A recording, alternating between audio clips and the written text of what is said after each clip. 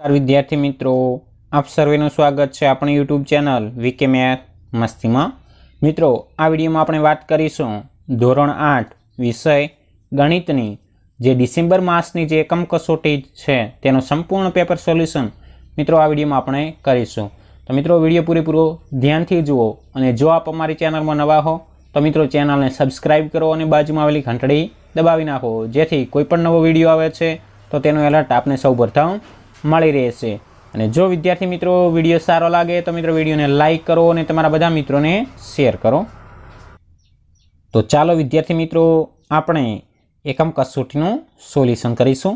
મિત્રો પ્રશ્ન એક આપ્યો છે કે માંગ્યા મુજબ ગણો, જેમાં મિત્રો પહેલું જ આપ્યું છે કે AB માઇનસ BCમાં BC માઇનસ CA ઉમેરો।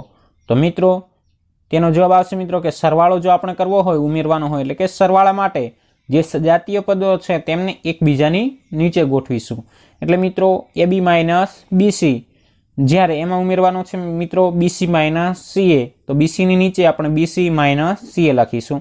જ્યાં પહેલા પદમાં CA વાળું પદ નથી તો તેની જગ્યાએ આપણે +0 કરીશું। એવી રીતે મિત્રો બીજા પદમાં AB આપેલું નથી તો તેની જગ્યાએ આપણે 0 મૂકીશું। તો મિત્રો BC જતા રહેશે, માઇનસ પ્લસ છે એટલે। તો મિત્રો AB માઇનસ CA, તો મિત્રો આપણો જવાબ થશે કે સરવાળો કરતા શું મળશે તો કે AB માઇનસ CA મળે।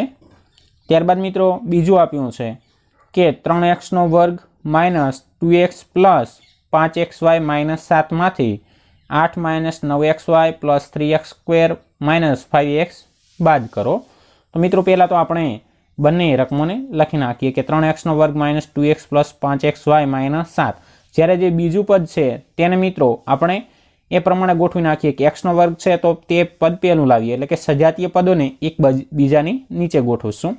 તો મિત્રો બીજા પદમાંથી પણ પહેલાં આવશે મિત્રો 3x² minus 5x minus 9xy અને પ્લસ 8।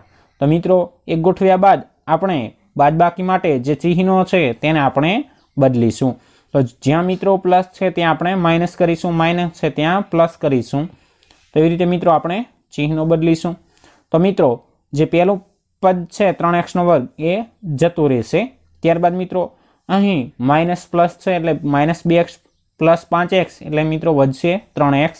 એવી રીતે મિત્રો પ્લસ પ્લસ થઈ જશે એટલે 9 ને 5 14xy અને મિત્રો અહીં માઇનસ માઇનસ માઇનસ 7 છે ને આ માઇનસ 8 એટલે માઇનસ 15। તો મિત્રો બાદબાકી કરતા આપણને 3x વત્તા 14xy માઇનસ 15 મળશે, જે આપણો જવાબ થશે। ત્યારબાદ મિત્રો પ્રશ્ન 2 કે યોગ્ય નિત્યસમનો ઉપયોગ કરી નીચેના ગુણાકાર કરો। જેમાં મિત્રો પહેલું આપ્યું છે x + 7 અને x + 7 કૌંસમાં। તો મિત્રો આપણે તેની અંદર મિત્રો x + y અને a + b નિત્યસમ જે છે તેનો આપણે ઉપયોગ કરીશું। તો કે x a + b + y a + b। તો મિત્રો x a + b ની જગ્યાએ શું છે તો કે x + 7 છે। તો કે x + 7 + 7 x + 7। તો મિત્રો x એટલે x² થઈ જશે અને 7x વત્તા અહીં શું થશે તો કે 7x વત્તા 7 49 એટલે કે 49। તો મિત્રો તેનો જવાબ થશે કે x² વત્તા 7x એટલે કે 14x વત્તા 49। ત્યારબાદ મિત્રો બીજું આપ્યું છે કે 3x વત્તા 1 અને 3x માઇનસ 8। તો મિત્રો આપણે પહેલા જ નિત્યસમનો જે ઉપર કર્યો એ જ રીતે તો કે 3x માઇનસ 8 વત્તા 1 3x માઇનસ 8। તો અહીં મિત્રો ગુણાકાર થશે 3x ગુણ્યા 3x એટલે કે 9x², એટલે 3x ગુણ્યા 8 એટલે કે 8 તરી 24 માઇનસ 24x, એટલે મિત્રો પ્લસ 3x અને માઇનસ 8। તો મિત્રો તેનો પણ જવાબ આવશે 9x² માઇનસ 21x માઇનસ 8। ત્યારબાદ મિત્રો પ્રશ્ન 3 કે નીચેના દાખલા ગણો। અને જો વિદ્યાર્થી મિત્રો વિડીયો સારો લાગે તો મિત્રો વિડીયોને અચૂક લાઈક કરજો।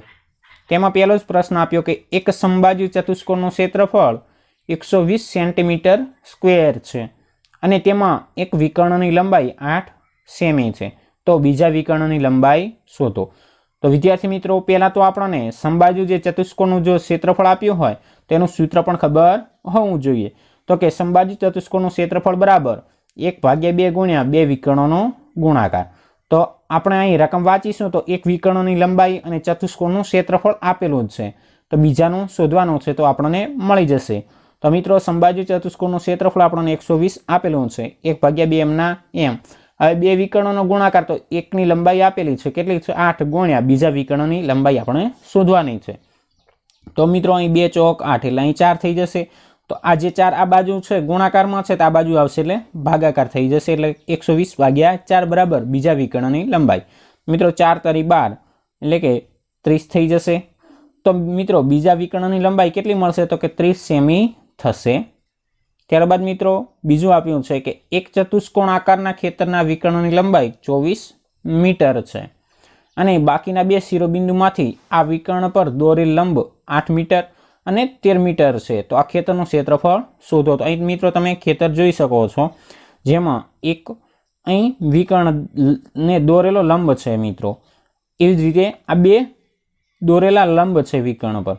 તો મિત્રો અહીં તમે જોઈ શકો છો, તો આપણે એના આધારે આપણે કે ચતુષ્કોણ ABCD આખું ચતુષ્કોણ ABCDનું ક્ષેત્રફળ શું થશે તો કે બે ત્રિકોણ થશે। તો એક ત્રિકોણ આ ABD થશે અને બીજો થશે BCD।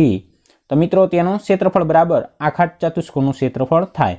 તો મિત્રો આપણને ત્રિકોણનું ક્ષેત્રફળનું સૂત્ર ખબર છે કે 1/2 પાયો ગુણ્યા વેધ। તો મિત્રો ત્રિકોણ ABDની જો વાત કરવાની હોય તો મિત્રો પાયો થશે BD એટલે કે 1/2 ગુણ્યા BD અને વેધ કયો થશે તો કે AM ગુણ્યા M। એવી જ રીતે મિત્રો બીજાનું તો મિત્રો વત્તા BCDનું શું થશે તો કે 1/2 પાયો તો એનો એ જ રહેશે BD અને મિત્રો વેધ થશે CN।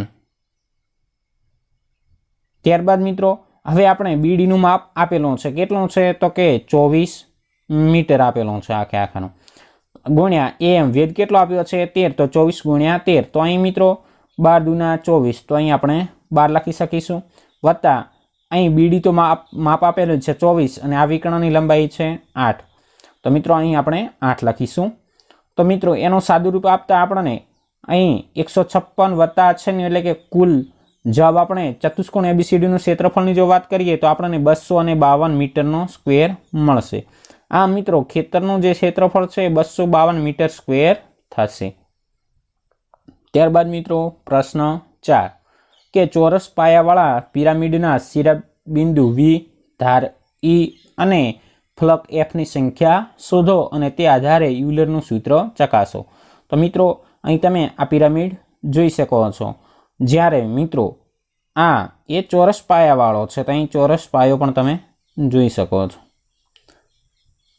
તો મિત્રો તેના શિરોબિંદુ જે V છે તેનું માપ 5 આપેલું છે, ધાર E આપણે 8 લઈશું અને ફલક F 5 લઈ લઈશું। તો મિત્રો યુલરનું સૂત્ર ચકાસવાનું કીધું છે, તો યુલરનું સૂત્ર શું છે તો કે F + V - E બરાબર 2 થવું જોઈએ। તો મિત્રો આપણે F બરાબર કેટલા છે તો કે 5 વત્તા V બરાબર પણ 5 અને E આપ્યું છે 8, ધાર જે છે એ 8 છે, તો 5 વત્તા 5 એટલે કે 10 માઇનસ 8 એટલે 2 એટલે કે 2 બરાબર 2, જે સૂત્ર પણ ચકાસી આપણે શકીએ છીએ। ત્યારબાદ મિત્રો પ્રશ્ન 5 કે નીચેના માંગ્યા મુજબ જવાબ આપો।